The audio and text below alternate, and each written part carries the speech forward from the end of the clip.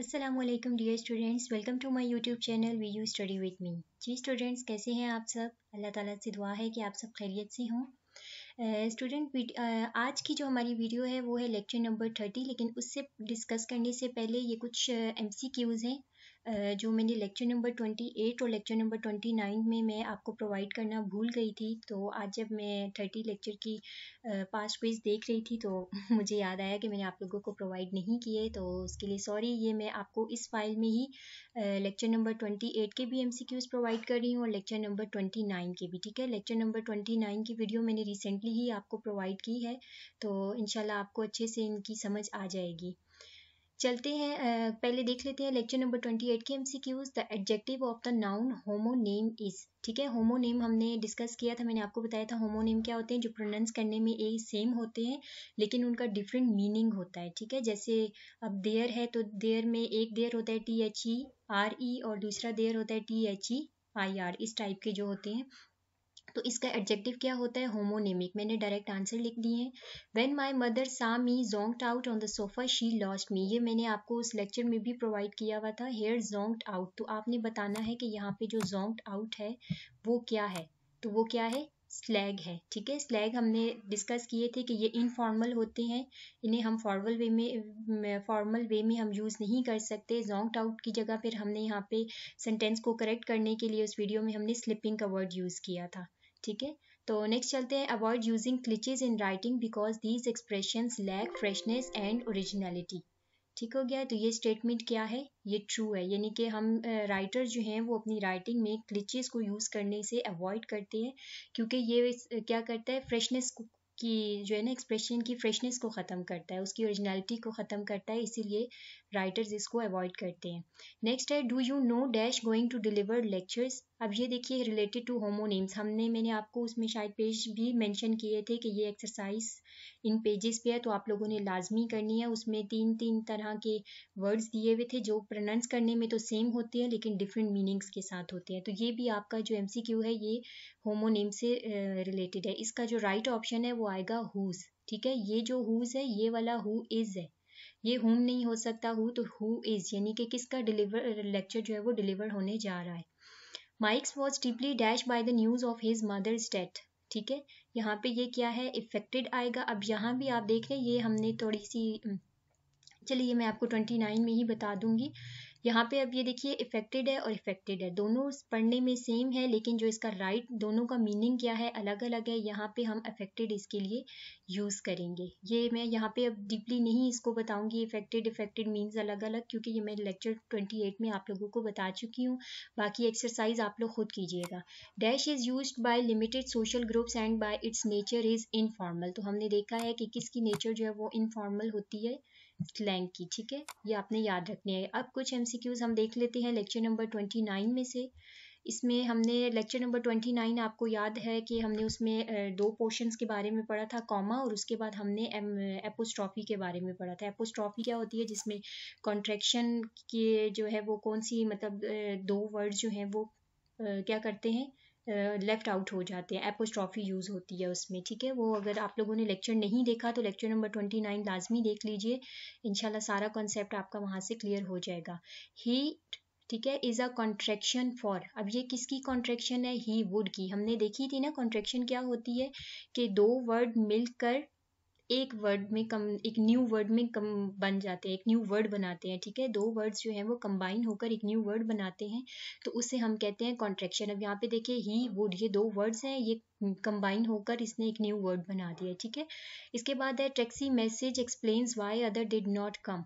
अब ये आपको याद होगा, हमने एपोस्ट्रॉफी के बारे में पढ़ा था कि एपोस्ट्रॉफी में हमारे पास दो चीज़ें होती है, एक तो कॉन्ट्रैक्शन, दूसरा पोसेशन, यानी किसी चीज़ के कब्जे को शो करती है। तो यहाँ पे टैक्सी मैसेज यानी कि टैक्सी का message.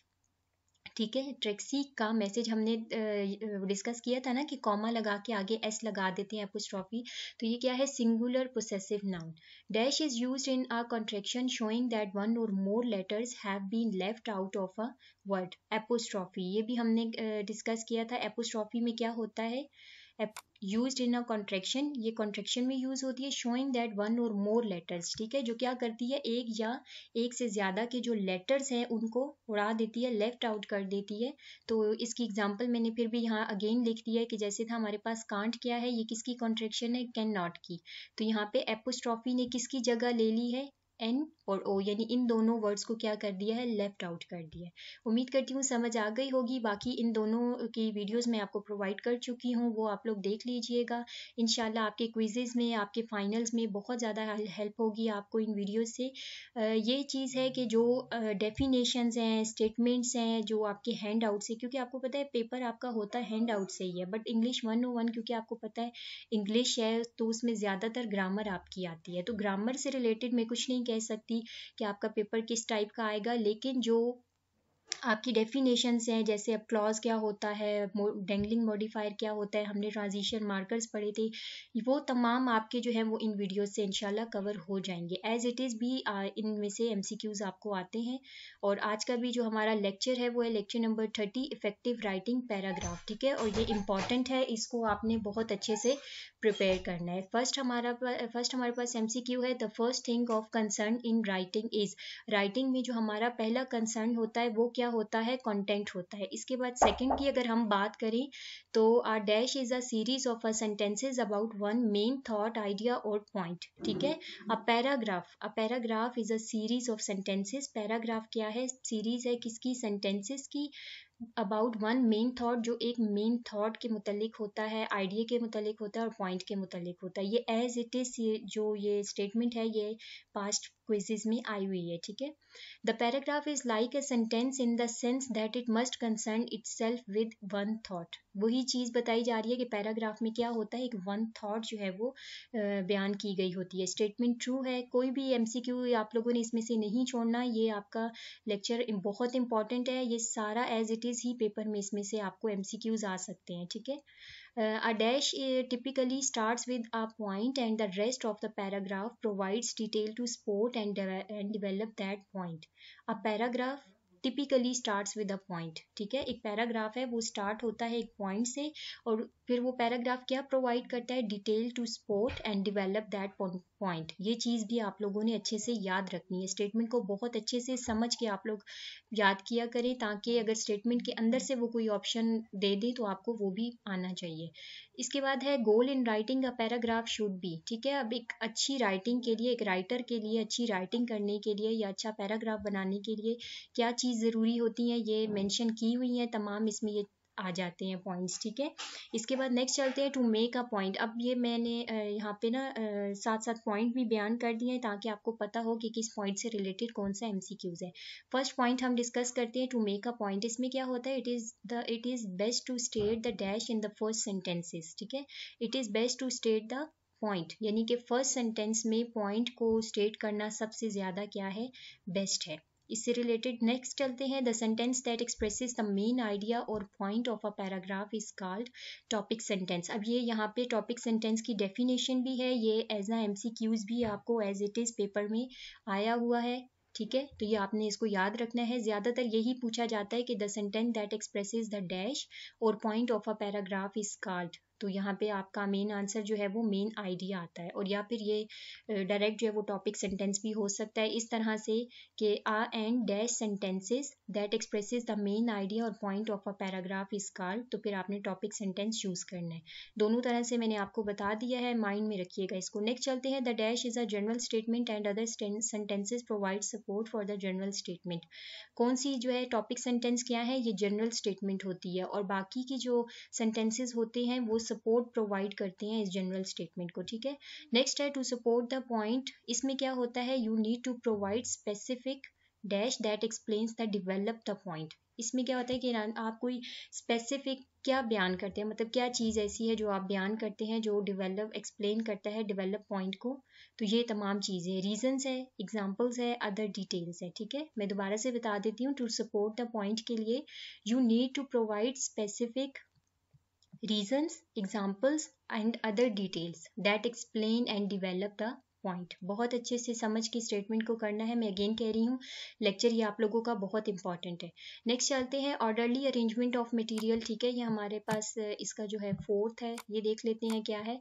Organise the supporting detail in a paragraph in dash ways. 2 ways में ये जो है वो पैराग्राफ को ऑर्गेनाइज करता है, सपोर्ट करता है। इस कौन कौन सी हैं वो 2 चीज़ें, लिसनिंग ऑर्डर है यानी first of all, secondly, next in condition, और इसके बाद है टाइम ऑर्डर। इसमें क्या होता है, टाइम यानी कि first, next and finally time को शो कर रहे होते हैं। राइट एरर फ्री सेंटेंसेस क्या होता है, इफ़ यू यूज करेक्ट, ये देख लेते हैं। If you use correct dash your sentences will be clear and well written. अगर तो आप अपने सेंटेंस में क्या चीज़ यानी स्पेलिंग, ग्रामर, पंक्चुएशन, रूल्स, इनको यूज़ करते हैं तो फिर क्या होता है कि आपका जो सेंटेंस है वो एक क्लियर और वेल रिटन होता है। ठीक है, अब चलते हैं पास्ट एमसीक्यूज की तरफ। यहाँ से आपके इस लेक्चर में से यही एमसीक्यूज बने थे। इन लेक्चर्स के लिए मैं आपको कह रही हूँ, बेशक अगर आप लोग हैंड आउट रीड नहीं भी करते तो इट्स ओके, क्योंकि जो कुछ आपके हैंड आउट्स में था वो मैंने आपको इन तमाम फाइल्स में प्रोवाइड कर दिया है। नेक्स्ट चलते हैं, good writers goal in a writing paragraph should B. ये अभी हमने देखा है कि एक अच्छी राइटिंग के लिए गोल्स क्या होने चाहिए, to make a point, sport the point, orderly arrangement of material, ये तमाम होते हैं। ठीक है, a paragraph should have a dash and it must contain no dash. मैंने डायरेक्ट यहाँ पे इसका आंसर लिख दिया, a paragraph should have a single focus and contain no irrelevant facts। ठीक है, the topic sentence states the dash of a paragraph. ये भी हमने ऊपर भी देख लिया था कि टॉपिक सेंटेंस क्या है, मेन आइडिया बयान करता है पैराग्राफ का।